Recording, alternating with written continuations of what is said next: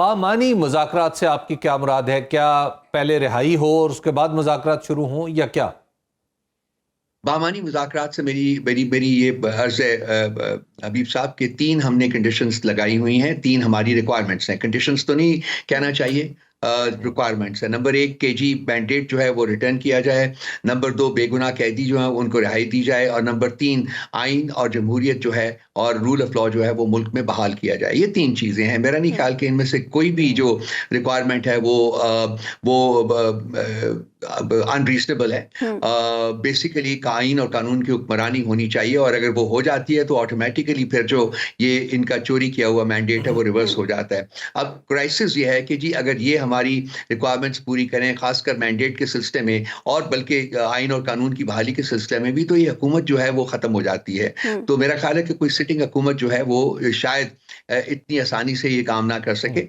हम इस्टेब्लिशमेंट के साथ एंगेज थे, हैं और रहेंगे, और देखते हैं कि ये जो अब मुज़ाकरा जहां तक पहुंचे हैं, इससे आगे किस तरीके से, कब और कैसे जो है बात को आगे ले जाया जा सकता है। जब दो पार्टियों में मुज़ाकरात या बातचीत होती है तो फिर कंडीशंस दोनों तरफ से होती हैं। आप लोगों ने तो अपने मुतालबात सामने रख दिए, दूसरी तरफ के मुतालबात भी आप लोग मानेंगे? अब पता नहीं वहां से किस किस्म के मुतालबात सामने आते हैं। वो मुतालबात की बात नहीं है जी। वो कहते हैं जी कि पहले आप अपना एहतजाज जो है वो पोस्टपोन कर दें। तो ये पहले भी उन्होंने किया था। आपको याद है जब 22 अगस्त का एहतजाज हमने पोस्टपोन किया था इनके कहने के ऊपर, तो उसके बाद आपने देखा था कि शहर और मुल्क इन्होंने लॉकडाउन करने शुरू कर दिए थे। और अभी से आप देखिए, कल से as of yesterday Islamabad Rawalpindi और गिरदोनवा के जो इलाके हैं उनको लॉकडाउन किया जा रहा है। तो मतलब एक पोलिटिकल पार्टी अगर अपना आईनी हक इस्तेमाल करके पुरअमन एहतजाज करना चाहती है तो ये उसको क्यों रोकते हैं?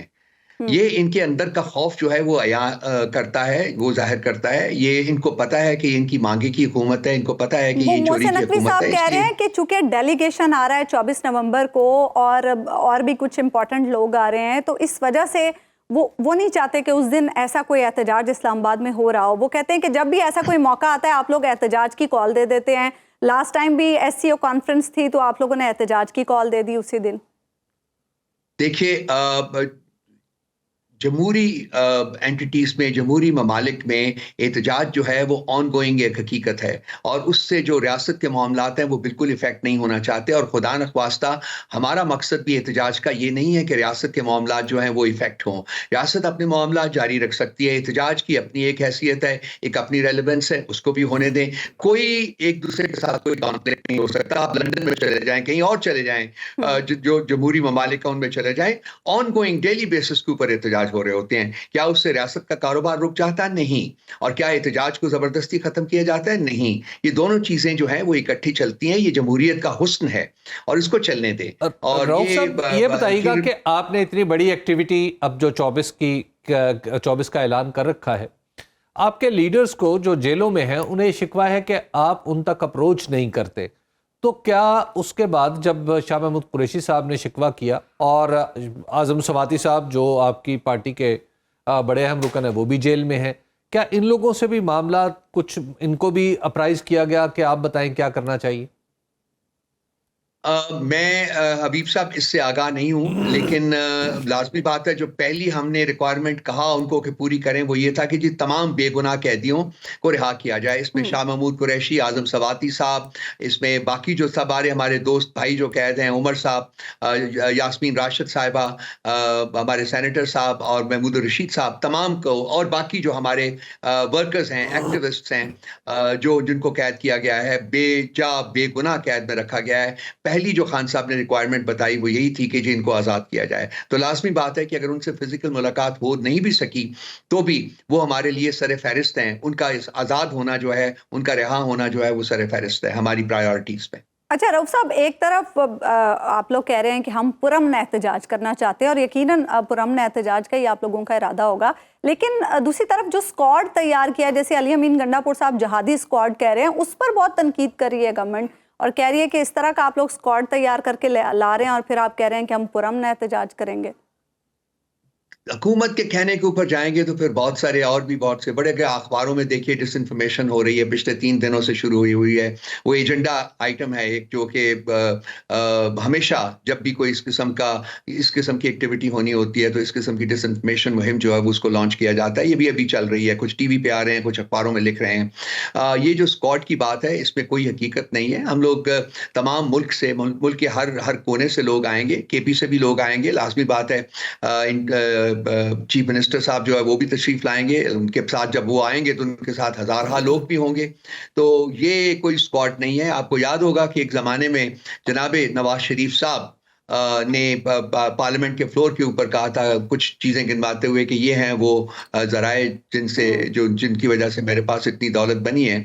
और जब उनसे पूछा गया, जब वो झूठे साबित हुए तो लोगों ने पूछा कि ये उन्होंने क्यों झूठ बोला था पार्लियामेंट के फ्लोर के ऊपर, तो उन्होंने फरमाया था कि जी ये तो एक पॉलिटिकल स्टेटमेंट थी। तो पॉलिटिक्स में और रियलिटी में बड़ा फर्क होता है। अगर अलीमीन गंडापुर साहब ने कहा भी है किसी वक्त कोई एक दो बातें की हैं, तो उसका मतलब ये नहीं कि वो एक्चुअली उनको इम्प्लीमेंट करेंगे। बेसिकली एक पुरअमन एहतजाज है और ये एक पुरअमन एहतजाज ही रहेगा हमारी तरफ से, पीटीआई की तरफ से।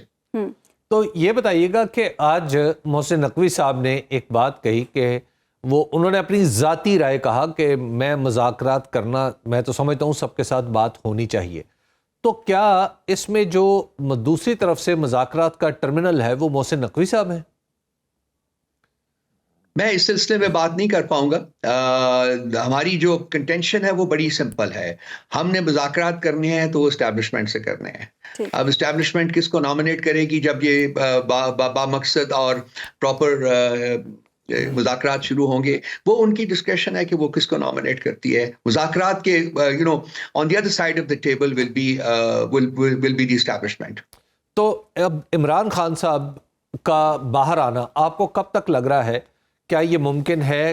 क्योंकि बाज़ लोग तो कह रहे हैं कि बिल्कुल ही मुमकिन नहीं है। मिसाल के तौर पर वज़ीर दिफा ये कहते हैं कि जी वो तो अभी बाहर नहीं आते। तो आपकी अंडरस्टैंडिंग क्या है कि ज़ाहिर है आप इतनी बड़ी एक्टिविटी कर रहे हैं तो इसका पॉलिटिकल फ़ायदा जो कि कोई आउटकम इसका निकले, तो वो आपको क्या लग रहा है? जी, टेक्निकली हबीब साहब, हमारे कुछ एटीसी रिलेटेड मुकदमात है जिनकी के डेट ऑफ हेयरिंग जो है वो, बेल की हेयरिंग जो है वो 29 नवंबर को है। तो हमने एक अर्ली हेयरिंग की रिक्वेस्ट डाली है ताकि ये जो मुकदमात हैं इनको 24 तक, 23 या 24 तक सुना जाए।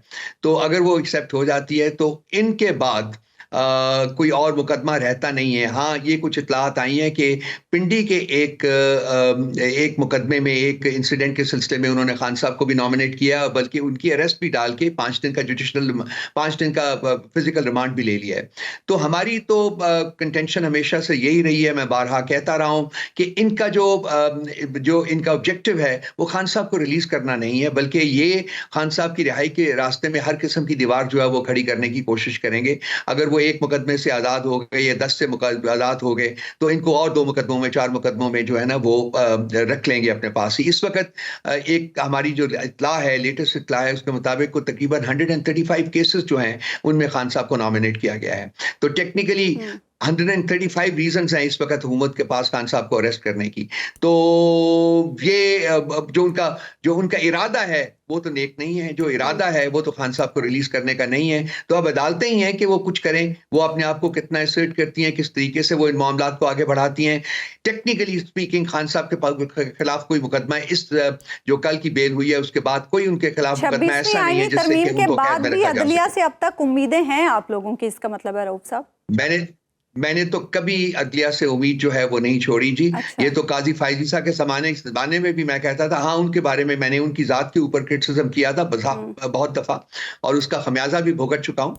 लेकिन ये है कि मैंने कभी अदलिया को एज एन इंस्टीट्यूशन पर से मैंने कभी ये नहीं कहा कि जी वो इंसाफ नहीं कर सकते, बल्कि अदलिया को इंसाफ करना पड़ेगा। हम 26th कॉन्स्टिट्यूशनल अमेंडमेंट के खिलाफ क्यों हैं? हमने क्यों उसको रिजेक्ट किया है? वो सिर्फ इसलिए कि अदलिया को हम चाहते हैं कि एक पावरफुल एंड वाइब्रेंट इंस्टीट्यूशन के ऊपर, ये पिलर ऑफ द स्टेट है, one of the 3 trichotomy of powers में ये सबसे इंपॉर्टेंट पिलर है।